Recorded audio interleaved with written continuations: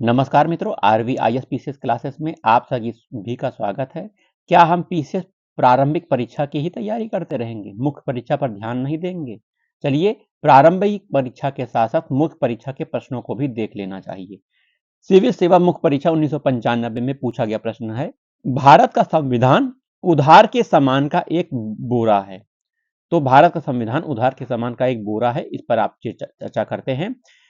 ध्यान से सुनिए, भारत का संविधान एक ऐसा संविधान है जो विश्व के अनेकानेक संवैधानिक प्रणाली पर आधारित है।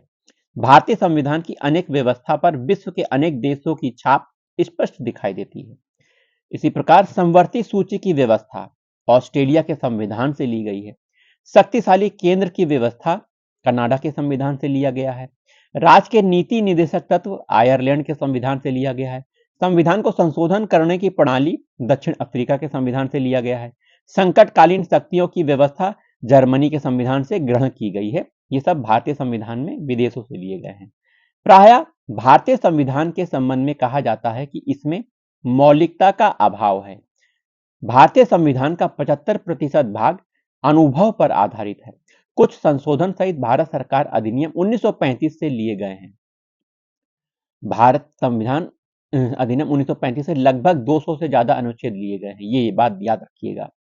भारतीय संविधान पर विदेशी संविधानों के प्रभावों को देखते हुए कुछ आलोचकों ने भारतीय संविधान को उधार के समान का एक बोरा की संज्ञा दी है, परंतु यह सत्य नहीं है, क्योंकि भारतीय संविधान में जो बातें अन्य देशों के संविधान से ली गई हैं, उसमें कुछ परिवर्तन करते हुए अपनाया गया है। पूरा का पूरा नहीं उठाया गया, परिवर्तन करते उठाया गया।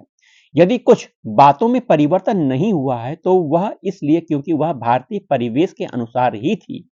इसलिए भारतीय संविधान को गड़बड़ मिश्रण या कैंची व गोंद के खिलवाड़ का परिणाम व उधार के समान का बोरा कहना न्यायोचित नहीं होगा, क्योंकि संविधान निर्माताओं ने विभिन्न देशों के संविधानों के अच्छे तत्वों को ही भारतीय संविधान में जगह दी है।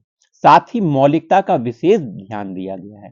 भारतीय संविधान अनेक स्रोतों से तैयार किया हुआ एक महान लेख है।